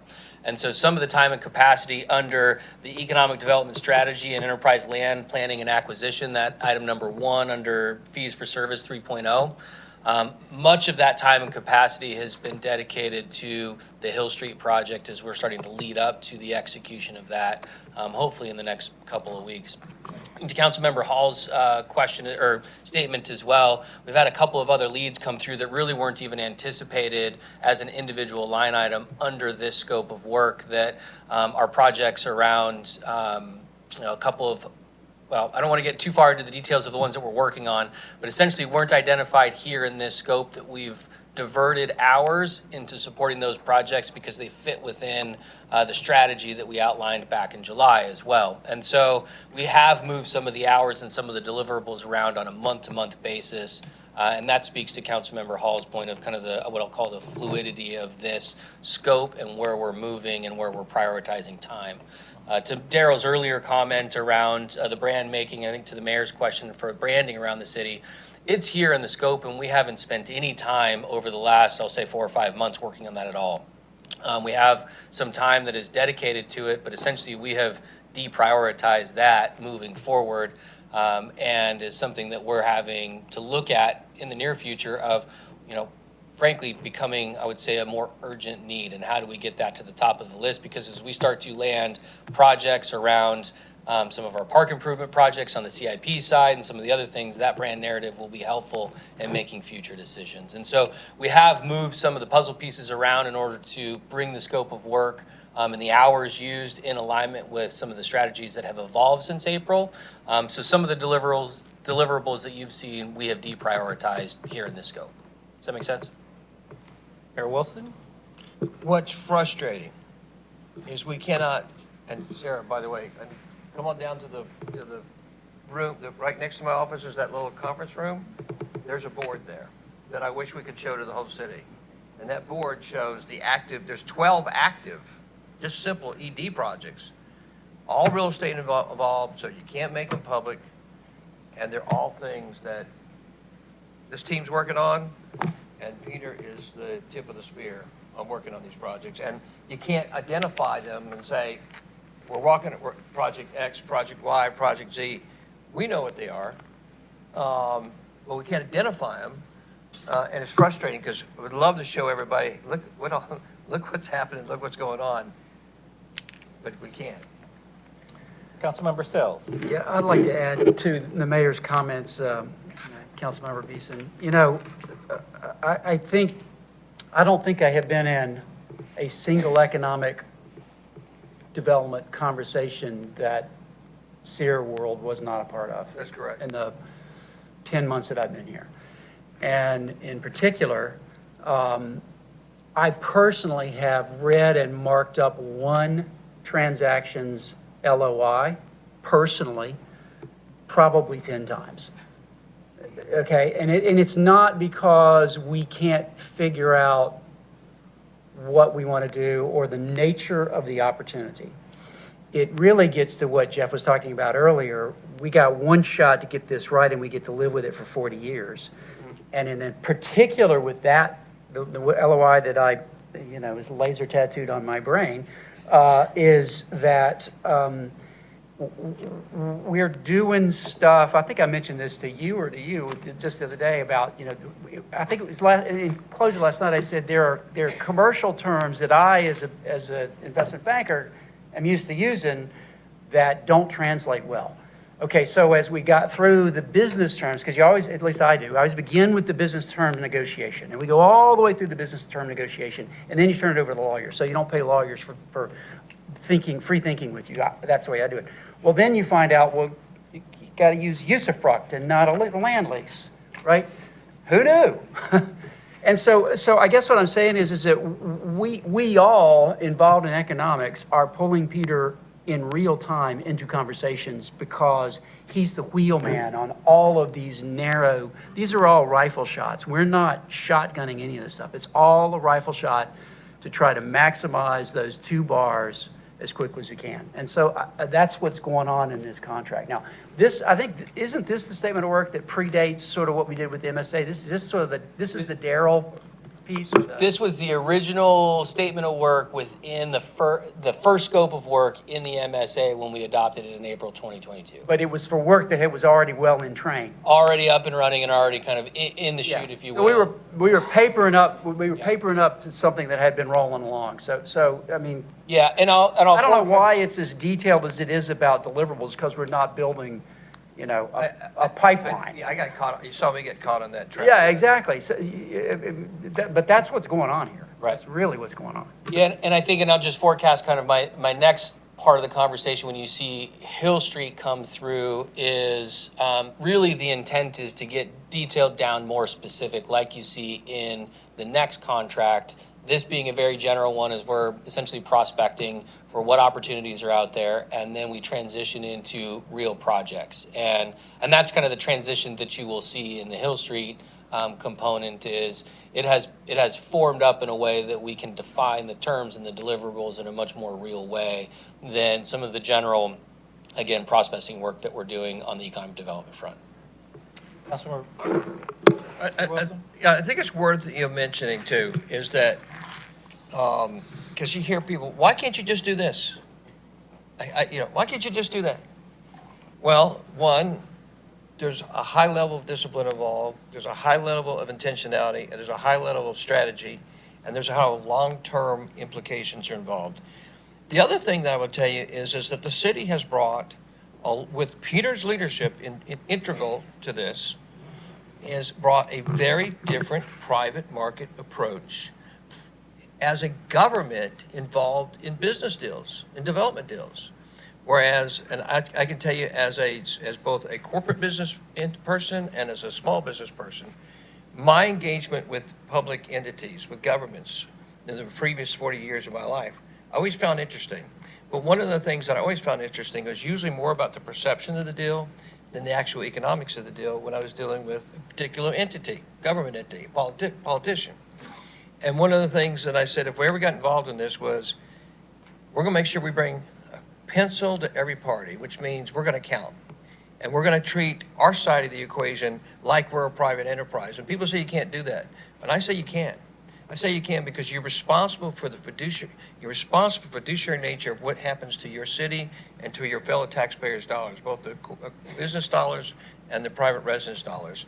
And I think one of the things we're bringing to this is a very entrepreneurial approach. So what you're going to see in some of these deals, and Hill Street's a very interesting, it's just one of many, is you're going to see a very entrepreneurial approach from a government in a development deal, recognizing that there's two sides of the equation, whereas I think too often governments make the mistake, so hungry to put a deal together, that they are too quick, too impatient, make a bad deal or an okay deal. Whereas reality is you got the leverage. You have significant leverage, like two parties do, and you negotiate through that. And Peter has brought a real gift to that in this process, which will serve the city well from an economic perspective and a return on dollars. So the investment is a small investment compared to what it's going to get for the city in terms of dollars. Councilmember Beeson? I guess for clarity on this sake, I'm not questioning the validity of the vendor or their capabilities or what they're bringing forward in this situation. It's more so, and I think it begs a larger question on our end as the city entity of how are we budgeting? Because if at this point, they originally budgeted $275,000, which was equivalent to their estimations of 1,000 work hours, which is about 25 full-time hours of work weeks, so roughly more than 6 months of work, and we've burned through it before the 6-month point. And again, I'm not faulting the vendor on this situation. To y'all's point, this is based off demand on the city's end of us asking them to either reprioritize or reallocate where they're spending their time, or we're pulling them into different conversations.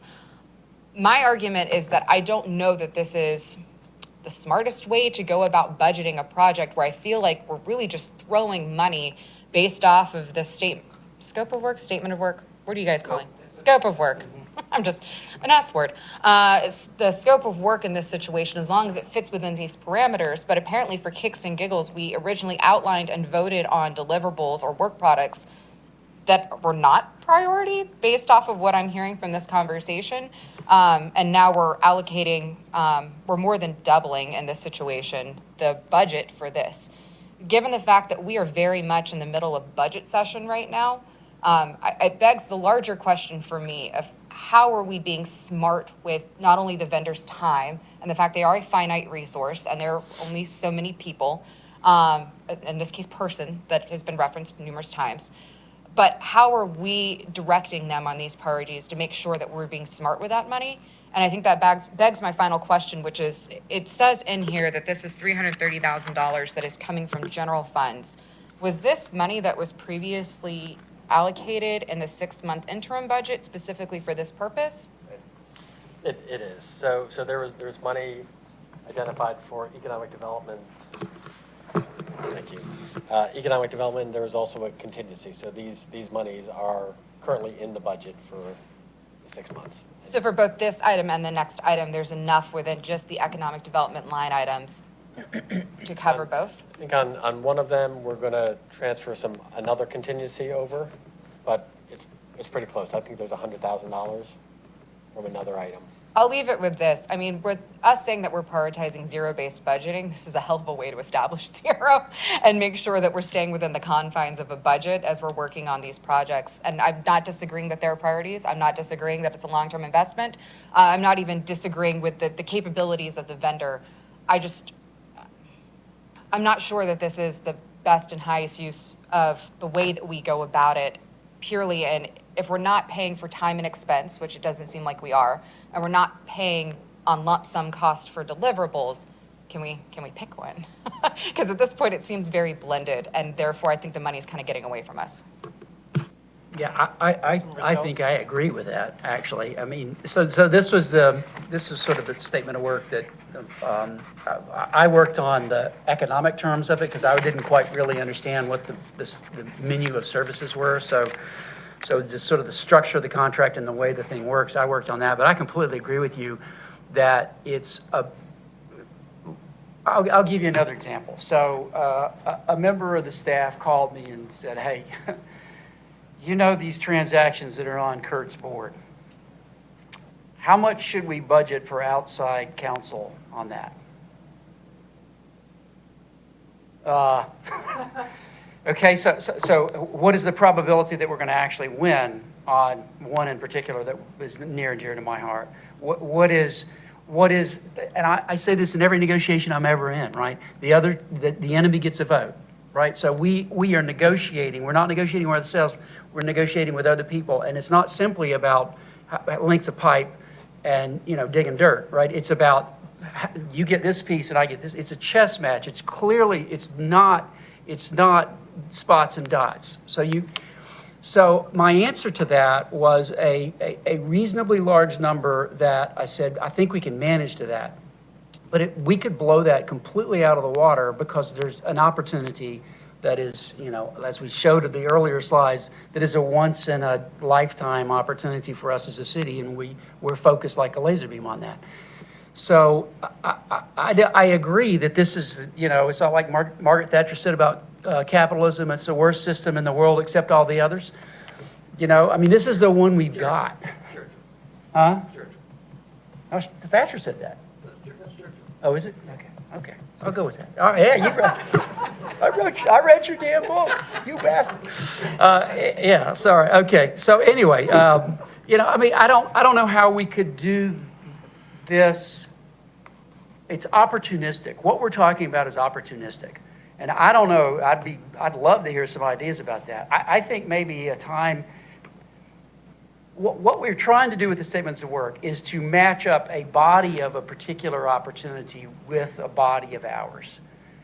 And that has proved less clear, 9 months after I sort of gave birth to that concept than it was then. I don't have a good answer for that, to be honest with you. I don't know about y'all. Mayor Wilson? I think, let me just give a real-life example. I'm going to talk about a deal that a LOI will probably be delivered to you, my belief is Friday, okay, on Hill Street. I think that's where we are. Very complex. Quick history on this. This is what this is all about. So when we came into office on January 1st, 2022, the Hill Street deal was already done. There was a project for 96 entitled apartments alone on 1.33 acres, okay?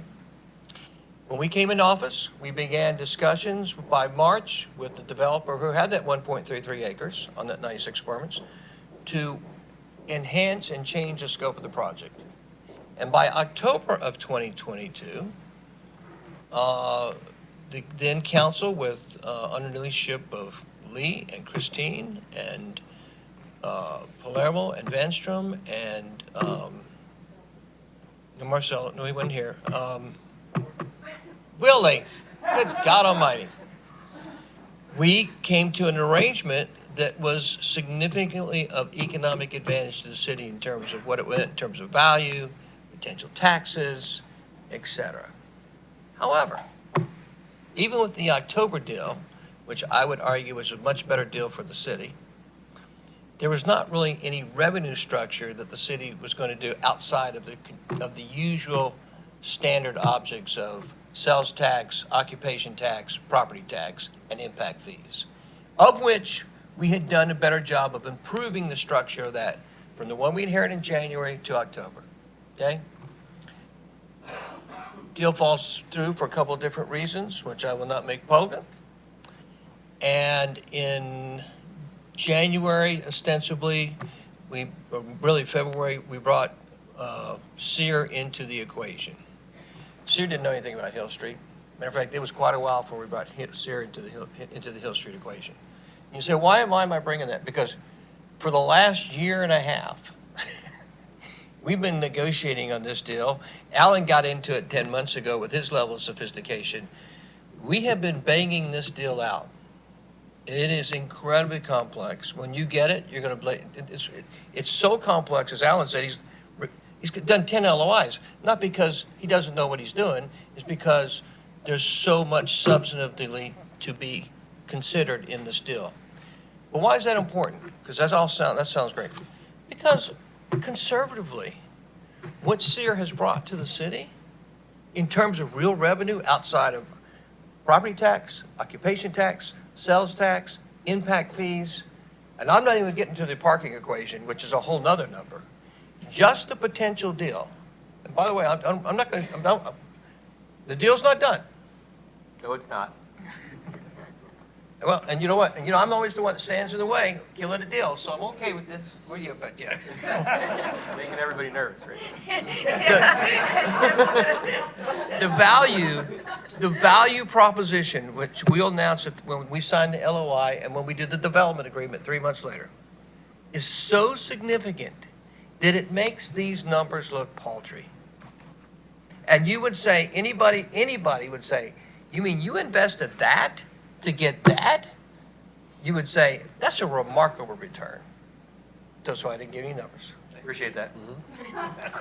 And I think that's really what it's about. It's such a significant, the Surkoff engagement has meant so much to the value of the city. And that's why it's frustrating not to be able to share all the details. In time. Councilmember Sells. One comment, and this is not really about SEER. I think also for me, being the new, the freshman, I told Bud, the group, I put on the freshman 15 this year because I don't get to exercise anymore. But, the counterfactual here needs to be considered as well. And that is we have an aging housing stock. We have a decreasing, quality of life unless we do something to turn that around. And I feel very, very strongly about that. And that's really the game we're in, is that we cannot stand still. The stream is moving, so we got to do something. And I think focusing on those few high-value, small spots is in the best interest of the residential areas of Roswell. That's what we have to do, and that's what we're doing. Councilmember Morthland and Johnson. Sitting in these economic meetings every Thursday, and I'll make this quick, but the vision that SEER and Peter has laid out for the city of Roswell is about to take Roswell from the depths, and we're about to leapfrog our sister cities and become that preeminent, if not considered already. The things that he has laid out for us, as he continues to say, are spinning plates in the air. And as these spinning plates continue to be taken down and landed, it's going to be a puzzle piece that fits together for the next 40, 50, 60, 100 years from now. And Roswell is about to set an impressive mark that is going to be a case study for all of America, really and truly. So I'm glad the mayor stopped where he did. And so that's He's doing great work. Councilmember Johnson?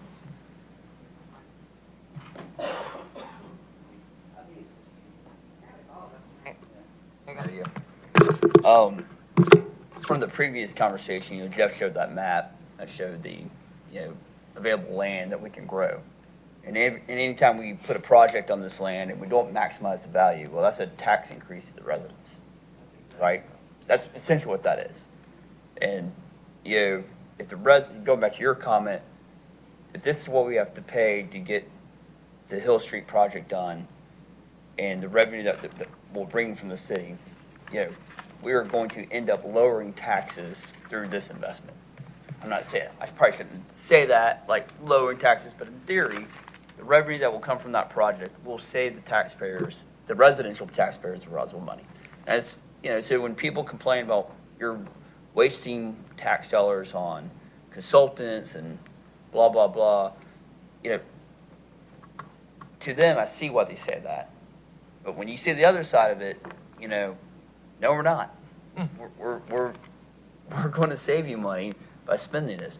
At the same point, to Councilwoman Beeson's point, we need to make sure that we're not just burning through our budget. And I think that's, it's hard. It's very hard to do it because it's, you guys are in the thick of it. I get like the little crumbs off the table of this, and it goes over my head. But at the end of the day, it's a lot of work. And I know you have put a ton of work into this, and thank you. And and that just means Peter's putting a ton of work into it. Right, 10x of work, and we got to be careful. So hopefully we get this LOI signed on the next few days and start working to make our city great. Councilmember Beeson? Just to reiterate, I don't disagree with anybody on mayor and council or even on staff that it's a worthwhile investment to be able to want to invest and want to plan in our city's economic development, especially for the long term. The concern that I have overall lies on the city side is that we don't have a parameter for which we approach. This entire scope of work process is entirely new. We don't have any other vendors who operate this way. It was new when we created the MOU. It was new now. That's why we do these updates. I don't feel like we have boundary lines for how we are engaging this vendor, especially as the scope continues to creep. And it's not to say that I don't think using the vendor is inherently worthwhile when it comes to these specific line items. However, when we outlined the original work products, and I'm hearing from you guys, not from the vendor, I'm hearing from you guys that it was deprioritized, heard. If that's not the parameters in which we're going to operate off on, I understand that it's an offset of taxpayer costs, but also to put it into context of taxpayer cost, after these two additional scopes of work, well, this one is amended, and assuming the next item passes as well, that's $1.3 million going into these collective scopes of work, where we are seeing limited work products from the city's direction. That's equivalent to about $500,000. So in terms of the millage rate, when you're looking at that through each of our residents paying into that, is that the highest and most worthwhile of their investment? I'm not saying that we do not use the vendor entirely. I think that we as a city need to define a matrix of these are what the vendor needs to be working on in terms of priority, the types of questions that we go to them. Are we going to go consult with them as it relates to the LOI on a sports and entertainment district? That seems extremely reasonable. Am I going to ask the vendor, is this cream or a crew? Probably not. And understanding that that comes into a billable hour. I feel like we've gotten a little off leash with that. And so I don't feel comfortable without having clear parameters in place of when to engage the vendor on specific items, which items they're going to be actually providing us with, and how we as a city direct them in terms of priority. Makes me uncomfortable as it relates to budgeting. Yes, Mayor Wilson? I was going to let Jeff. Sharon just walked in. Do you remember a couple of months ago when we listed all of the vendors in the city and all of the forgive me, like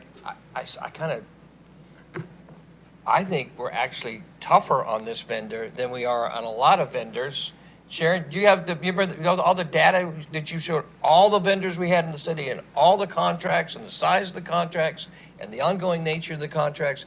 It's kind of ironic that probably the vendor that we spend the most time on actually managing the budget on and managing their time on and having conversations about, ironically, is the one who's actually delivering the most by far, and that's Sear. And because we actually did this on the dais a couple months ago. We showed all the vendors in the city. Actually, we don't manage anywhere near like we manage this, Sarah. Not even close. It's interesting.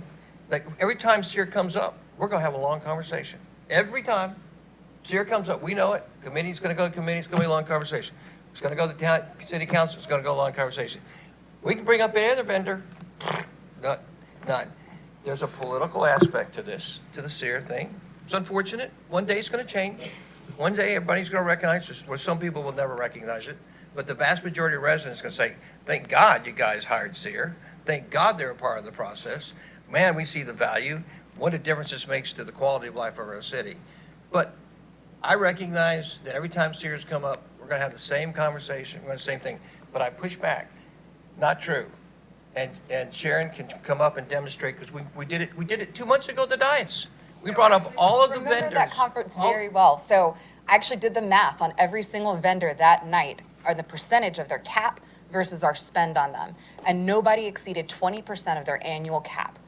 The most we had is about 2 million. This is the top cap, which is 2 million. Nobody, including Jacobs, exceeded at that point in time 20% of their annual spend cap. In this case, after tonight moving forward, we'll be at about 60, check me on my math, 68% of the cap, and we're nowhere near the 1 year mark yet, which means we still have 6 months left, and we've already spent more than 50% on their cap. So it is very different compared to our other contracts, because the other contracts, even though they're on a 1 year spend and they're 2 million cap, The only thing 20% different about spent. this is political. Because if we looked at this objectively, if we were a business, to your point, we should ask hard questions of every vendor, including Sear. We should ask, Sear should be fully accountable for every dollar that we spend with them and for any results that we garner for them. Completely on board. Completely agree. The challenge I have, Sarah, is it's only Sear that we talk about. Because they're the only ones with these statements of work. Everyone else has been on a fully bid RFP or RFQ within a very specific statement of work, That's not and their true. $2 million cap, they're not all nowhere near. RFPs and RFQs. Even if you sole source them, no one comes near the Sarah, spend. Sarah, you just said they're on RFPs, RFQs. Finish here. They're not on RFPs and RFQs. There's a ton of vendors who are not on RFPs and RFQs. A ton of vendors that the city uses. Who we've spent $1.3 million on? Is that the issue?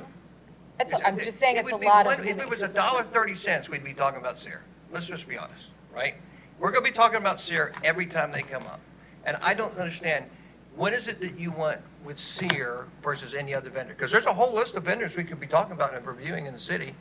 Honestly, and it's a worthy conversation. I'm not saying you're wrong, that we don't need to be talking about it. Well, why just Sear? Why not every other vendor? Because there's a bunch of on-call vendors that the city uses ongoing that we spend a ton of money with. And I didn't know that the cap was necessarily the relevant instrument that we were using to measure them. I would say there's a whole bunch of other measurements. Primarily, is that an effective vendor? Do we get a good value for it?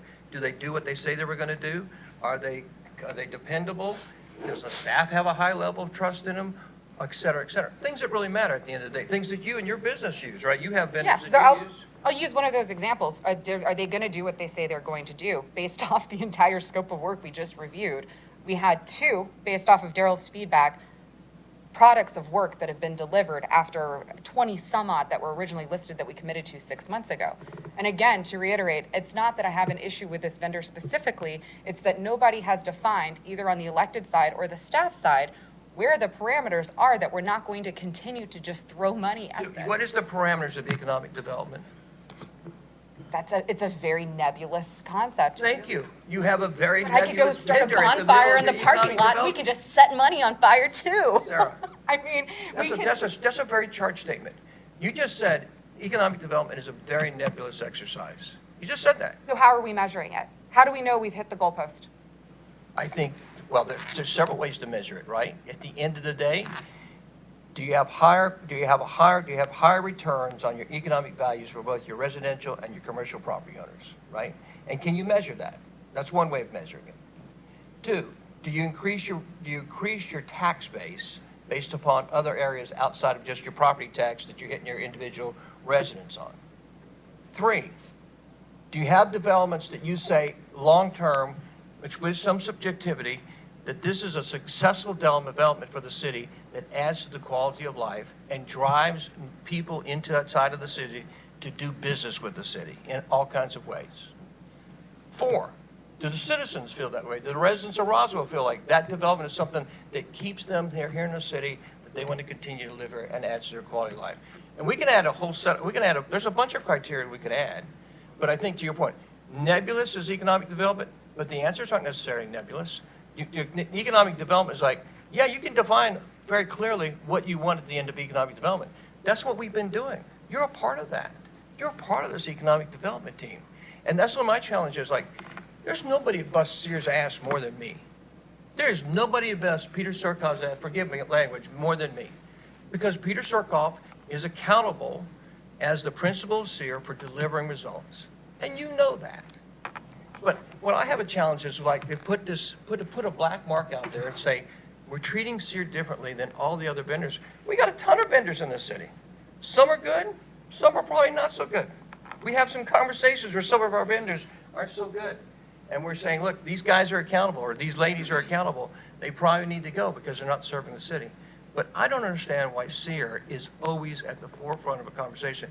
Because I know the next time we go to the dais in 2 weeks, everyone's going to say, Kurt, keep your mouth shut. Don't say anything about Sears. Just let it go. So we just let it go, and so we don't have a conversation about it. And to me, that's kind of silly. Because unless there's a real point about Sears, it's like, is Sears unethical? Are they corrupt? Are they incompetent? Are they not delivering? If those are the charges, then I'd say, I'll join forces with you and let's do something. But if they're not, if those aren't the charges, then what really is the issue? Because we can always bring up a conversation. We can always make something out of nothing on any subject. And what's the point? How does that make the city better? How does that make us better? Councilmember Beeson? Not saying that it has to be an argument every time. In fact, I was actually ready to move forward until that conversation by saying inflammatory things that it's inherently political to worry about the amount of money that we're putting into something. I think the expression is, and you're the quote master, Councilmember Sells, so you could probably tell me who originally said this quote. You can't manage. Chesterton. Oh, what? Well, sorry. I'll go with that. G.K. Chesterton. Is it Wells who originally said that, or Welsh had said that you can't manage what you cannot measure? Is that Jack Welch? I don't know. That's a good I question. think it's Jack Welch. And in this situation, to your point about what the point of concern is, and it's the same thing I brought up at the retreat, and it's the same thing I brought up at the retreat last year, we have not set, and it's the same thing that I brought up when we were evaluating Roswell Inc. as a partner organization a year ago.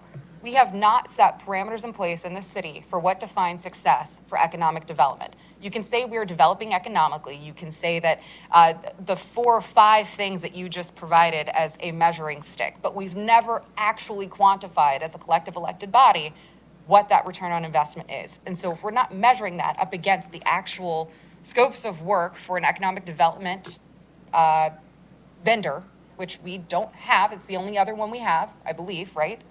Is this the only economic development vendor that we have? Yes, ma'am. Which makes it, in this case, the exception, and it is done in a way that has not been previously done with these different scopes of work with a different MOU. I mean, arguably, we also have a COO of the city who also works for them. So there are many ways that their contracts are exceptional in every way, shape, and form. But the question that I beg this evening, and I still will continue to beg as we move forward, is A, how are we actually defining success? And B, how are we defining how we are using this vendor to know that are we underspending or overspending? And I think that's a reasonable question to be asking as an elected official. I'd like to speak to that if I could. I'll try to be short. So you're absolutely right. We're having a hard time. Part of the reason for the statement of work process is to tie these to particular activities. And so Jeff, under Jeff's leadership, we have, as you know, I think there is now somebody who has staff level responsibility for bringing these projects into basically distilling it. So when you start a process like this where you're doing economic development, the city had no synapse around that whole process before. So we didn't know what we didn't know. We didn't know what to ask. We didn't know how to go about it. We didn't know how to manage the projects.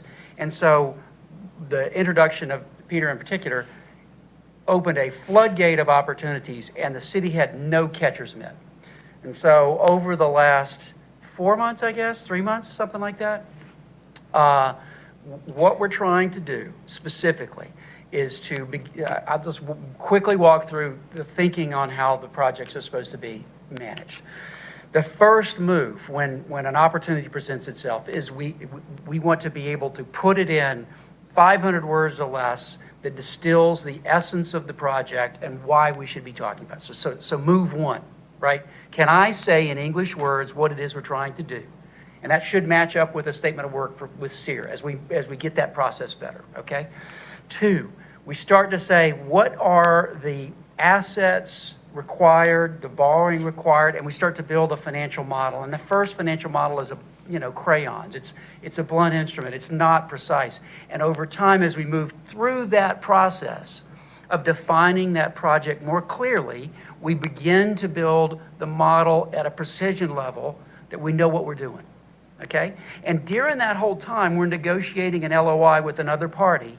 And so this is just me, and I don't hate to be geek speak here, but so in a discounted cash flow, there's a return, and you monitor that return. And so every time an LOI piece changes, you flow it through that model and say, did I get better or worse? So we're trying very hard. So you've got this flow of these deals coming. You've got this parallel process where Jeff's team is trying to build a process to understand these, because we have a moment as a city. I think we all agree on that. So that's what we're trying to do to match these two up. But that process is not SEER. It's us trying to figure out how to find our butt with both hands as it relates to managing economic opportunities. And that's what you're seeing here. That's the bottom line. And if I could just add, just on top of that, I think that the challenge right now in that pipeline that Alan is talking about, it in some cases right now we're having to go back from some of the work where we've been trying to get traction and truth up, okay, how do we get all of the puzzle pieces in place in order to provide quality, clear, comprehensive recommendations to this body to be able to evaluate and make decisions on? And this skill set did not exist, Right. does not exist in this city. Okay, Correct. So we're training a guy up. At the same time, we're building a process to do. And as we move forward, some of our other, what I'll call prospects that we've just barely started to touch and scratch the surface on, we will have a much more, and we already have a much more defined scope, schedule, budget to bring those into a pipeline for your evaluation. The other component of that is there will be some decision point checks on, is our investment worth it? That's a staff time investment, that's a consultant investment, that's an economic development tool investment. And to Councilmember Sell's perspective or point is, we're creating essentially the foundation in real words, what are we trying to get out of this project? Because I think, And Peter's cost is a part of that. absolutely. Yeah, as part of that evaluation. So not only are we returning on our true and actual costs, but we're returning on the future costs of what can we see in the future of this project and how does it make us better, financially or otherwise. And so there is a little bit of nebulousness right now. I will not argue that, and it's part of getting our traction together on really what makes sense and what makes sense to prioritize as we move forward. And I keep coming back to it. The next conversation that we have around Hill Street is the results of some of that work and a better representation of the ideal circumstances that we will see moving forward from an economic development scope, schedule, budget perspective. Yes, Councilmember Morthland?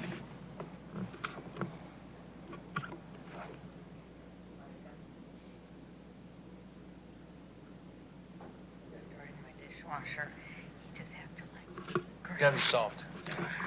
That will. Would you like a motion? If you would like to provide one, I think Councilmember Johnson may have had a comment. If you're willing to hold your motion, or you want to make a motion, you had the floor. On you, Councilmember Johnson. Somebody. Right outside. There you go. one quick comment about, the nebulous comment that you made earlier. I've now been in 3 meetings with Peter that showed up within a matter of weeks, and if things go to plan, can't say anything, but if it goes to plan, we will be saving the city millions of dollars, millions, and not like 3 million, like tens of millions, and might not, right? Because we don't know, right? So how do you have a judgment for success for that? You can't. We're not there yet. I just don't think we're there where we can have the success markers. I think Hill Street will be one of the very first things. The parking study, I've already seen part of that. It's pretty eye-opening. And I think our success markers will come with time. And I just wanted to make that comment that, this is a very fluid situation right now with Peter and our economic development strategy. Mayor Wilson? Yeah, 2 things. I would remind everyone, if you remember, we hired an economic vendor in 2022. And we spent $375,000 or $500,000 or just a ton of money, right? We hired an economic vendor in 2022. And I would say, to the point of the whole series of accountability, thought process, discipline, results, at the end of the day, results, that at the end, that's right. A document. That's right. At the end of 2022, we said, you know what? Thank you. Not bad, but this will not change the equation the way we need to change the equation. And what that means is changing economic values for the residents of the city, the business of the city, the government of the city, continue to enhance and improve the quality of life, et cetera, all things that are real. And so I just reminded, we spent significant amount with another vendor, and we had, forgive me, the discipline and the wisdom to say thank you, but we're going to move on. And we're going to go look for another vendor. And if Peter was not the right vendor, we would have found another vendor. Peter was a godsend. Different, his company, different level of consulting, which I think keeps demonstrating itself internally, or we wouldn't be defending having him involved. Like, if Peter didn't cut the mustard, we would not be saying spend the money with Peter, because it makes sense. That would not be happening. The second thing I want to address is, one of the things that's a little challenging on the SOWs is, I can remember a time not too long ago when the question was brought up about SEER is, why is Peter working on that? I don't see that in the jurisdiction for Peter to work on. So I think what you did was to create a wide jurisdiction of work product to make sure that didn't come up again and say, why is SEER working on something that you didn't contract them to work on? Yes, sir. All right. Councilmember Morthland. Please. I'd like to make a motion to move this ahead. Change order for the SEER Statement of Work number 1. Motion by Councilmember Morthland, second by Councilmember Johnson. Any further discussion? Seeing none, all in favor? All opposed? All right, that passes 6-1. Item number 11, consideration of scope of work number 5 under the contract master services agreement with Sear World LLC for the Hill Street redevelopment. Mr. Leatherman? Yeah, I'll just make a couple of quick comments regarding scope of work number 5 regarding Hill Street. I think in our last conversation, we talked enough about this to have the specifics associated with it. Again, this project has moved through the development pipeline and is into a point where we can start to define the parameters of what success looks like. You also see in the scope that we do have a sub-consultant included in this scope of work that is included in your packet. And that is specifically around the financial evaluation of the deal structure that we're bringing forward, so that as you all will consider the LOI in the near future, And as we move this project through its various phases, you will have essentially the deal points that Councilmember Sells has been referencing and the financial picture for how this benefits the community. And it's important that we carry that through not only in the initial stages of our preliminary evaluation, but as we move through the development agreement, language, and documents, we may see some minor changes from the LOI through that documentation process. And we will have the vendor on hand alongside of SEER as one of his subcontractors in order to continue to reiterate and evolve that financial analysis as this process moves forward. You'll also see that this project over the course of the next about 6 months will start to stair-step down in its time capacity necessary for Sierra World, because we will transition it from really the consulting and economic development phase into the development agreement phase, and then eventually making and breaking ground. And so that's how this scope is scheduled. Again, we've been working for the last couple of years in building it up to this point to where we can transition it to its own scope of work and confine and define the price parameters in which our investment looks like for the city of Roswell, and be able to track that directly back to the project itself so that we can clearly identify the cost and investment that the city has made in creating an economic development opportunity specific to this project. All right, thank you. Comments or questions regarding this item? Councilmember Beeson?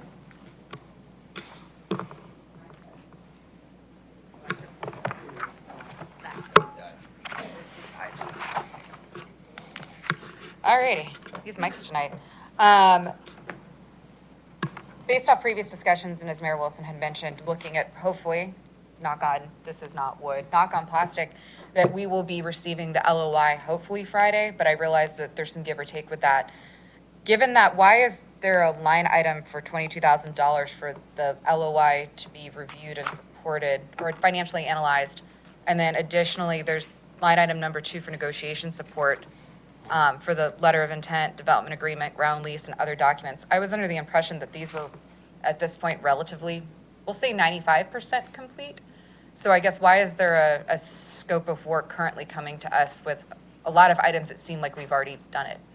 So in some cases, we've developed, I would say, the framework for the LOI, and in this case, the financial analysis has continued to evolve over time. And that's why you're seeing essentially the one lump sum for that financial analysis of the $22,000. And so that covers the earlier work that we've done related to this project, as well as any iterations that we need to have moving forward as the deal parameters change. And so in working with SEER and with their subconsultant, we determined that it was best to put it into this scope of work so that we had clear accountability for the project's costs associated with it into the project scope itself. So we had that accounting here because it is essentially a standalone financial analysis for this project. So it doesn't violate the contract then for performing the work before us adding it to this scope of work. It is a continuation of that scope? So essentially, we looked at the original scope. Most of this work was done under scope of work number one, which we just got done talking about. And so instead of billing it against that scope, we wanted to contain the costs into the Hill Street specific scope and place the costs here. The work's already been done. This is the venture. Yeah, they were essentially doing it at risk at that point. Yeah, well, yeah. Okay, so they were doing it at risk at that point, which I guess in that case, the contract wasn't necessarily in place. But I guess then that means 210 obviously hasn't been spent at this point. But do we have an idea of how much has already been spent of the proposed amount? Of the 210, so Yeah. really it would be sorry, I don't have it, I have it here on my book, is the portion of the Da Vinci analysis, which is the $22,000. So that's already happened then? A portion of it, but it's going to evolve and change based on the changes in the LOI. So we're going to have to go back and redo portions of that analysis. Got it. Okay, thank you. All right. Further questions or comments? Seeing none, we'll entertain a motion. Motion by Councilmember Morthland, second by Councilmember Johnson. Any further discussion? Seeing none, all in favor? All opposed? All right, passes. All right, that does conclude the agenda for the committee meetings for October 29th, 2024. We'll entertain a motion of adjournment. Motion by Councilmember Morthland, second by Councilmember Johnson. All in favor? All right, thank you all and have a wonderful evening.